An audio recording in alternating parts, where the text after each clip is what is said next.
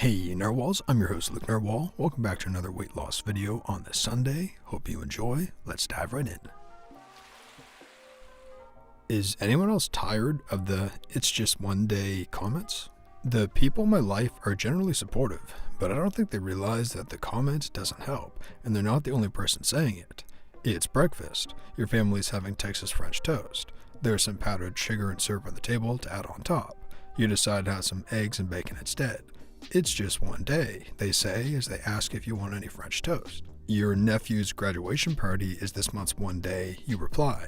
You get to work. Today is Wednesday, which means there's bagels and cream cheese out for everyone. Why don't you have one? Your coworkers ask. It's just one day. No thanks, you tell them. Friday is donut day, so you mentally prepare yourself for 2 days from now to also be just one day.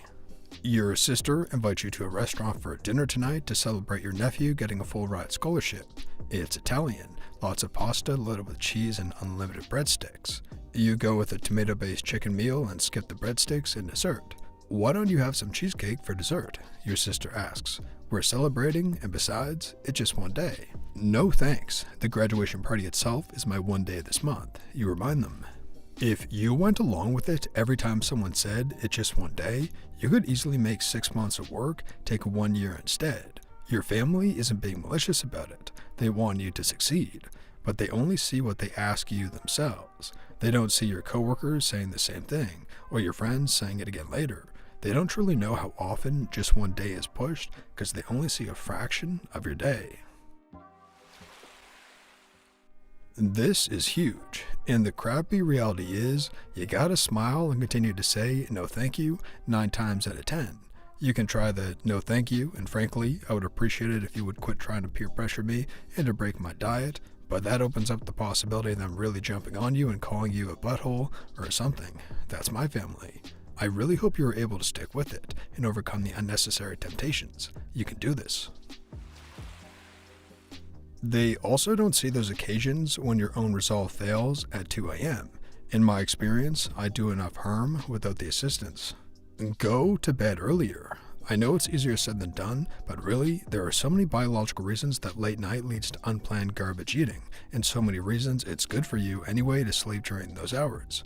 If you have a choice about it, try to work in your sleep hygiene so you can go to bed before you get hungry, after dinner, or a snack. I don't even do the whole no screens thing, but a redshift filter is really helpful. The short answer, they think you want what they're having, and since they care about you, they want you to have it too. I changed my answer from "I'm trying to not eat blank" to "thank you, but I don't want any blank. I don't really care for breadsticks. Cheesecake makes me feel sick. I'm not in the mood for cookies."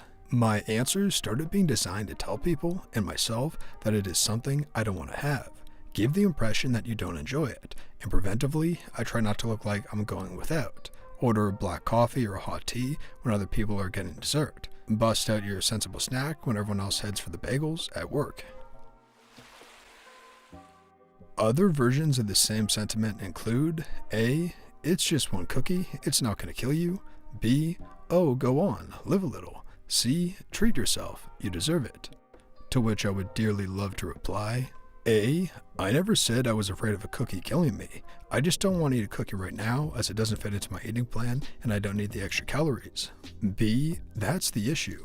If I eat every little calorific snack I'm offered every time I'm offered one, I won't live as long. C. It isn't a treat if it's every day. That's how I ended up overweight in the first place. Today isn't my treat day. But people always have answers, so I just smile and say no thank you. I'm not hungry. This sounds silly, but the book, French Women Don't Get Fat, helped me with this issue a lot. They indulge a lot, but they don't ever indulge with cheap junk food. So if you're somewhere that has amazing croissant, get a croissant. But the bagels and cream cheese at your job are probably not great quality. They're not worth indulging in. It helped me anyways. I just don't see junk food as worth indulging in anymore.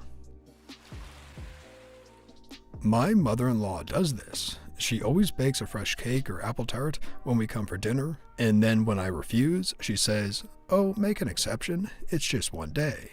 Very hard to refuse when she has baked it specifically because we were coming, even though she knows I'm on a no-sugar diet. Hey, original poster, thanks for this. I'm guilty of the "it's just one day" on a couple of occasions. My sister has been on keto for more than 3 years now, and it frustrated me so damn much when she refused to have any of the food on my wedding day other than a few pieces of chicken or refused cake on my birthdays. Your post really helped put things in perspective. The fact is, it must have been much harder for her to refuse all that good food and stick to her gut, even when it was tough to. Me guilt-tripping her definitely wouldn't have helped. Thanks so much for this. I was dating a food pusher when I started my weight loss journey. Beyond pushing high-calorie foods at me constantly, he made fun of my efforts to watch my calorie intake. I reached my goal in spite of his efforts to sabotage me, but it was much harder when he was around. I'm tired of them if they are being used as a ploy to get you to fall off your nutrition plan or diet. But I support them if they are in response to a day where you caved and binged. Don't judge your progress and derail yourself because you had one day of bad eating. But don't try and persuade me to derail my nutrition plan when I have a hard enough time sticking to it. I'll treat myself when the calorie budget allows.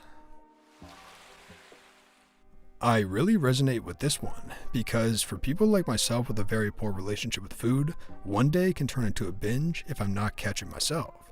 I have serious issues with food, and if I don't rein myself in, I am uncontrollable. I've gotten so much better at it, but I used to have a really serious ED. This post is very appreciated. Same. Sometimes it truly is just one day. Sometimes it's the first day of slipping back into the habits that got me to obesity in the first place. I also have some food issues that I probably should talk to someone about. The latest was eating an entire 5-pound bag of Reese's Cups after Christmas, since it was one of my Christmas gifts. Some of the advice some people gave about food doesn't make sense for them because they already have a healthy relationship with food. But sometimes that advice doesn't help or even negatively affect someone who hasn't finished the journey of developing a healthy relationship with food. Note from Luke Narwhal: if you believe you have an ED or before you make any weight loss plan, see a healthcare professional like a doctor. One tip is to reply with, "No thank you, I'm really happy right now," with a smile. When people are offering you food out of love and joy and think you may be depriving yourself, hearing that you are happy can help end the pressure. I also recommend coming up with some mantras for yourself about the type of person that you are. I am someone who makes healthy choices, or I keep my health goals in mind at breakfast and at the office, or whatever works for you.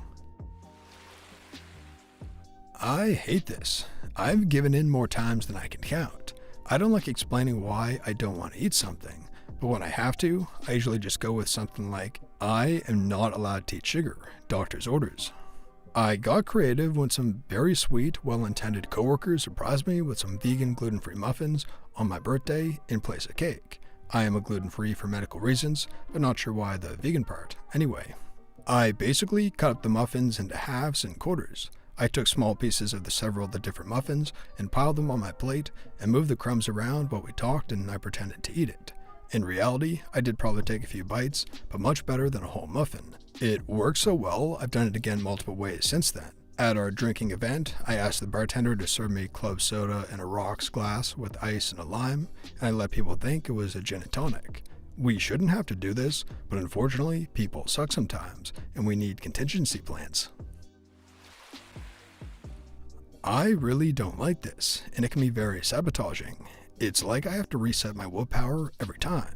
I also don't like the related phenomenon of people not respecting a workout schedule that conflicts with some plan they want you to do, and justifying it by saying that something else you did is exercise. Like, I go to the gym 3 times a week to do a predetermined routine to meet specific goals, not just getting my 30 minutes of walking in or whatever. You can't substitute it for me just because you feel like you can. And that brings us to the end of the video narwhals. Let's go ahead to the featured narwhal of the day. Starting again with different motivation than before.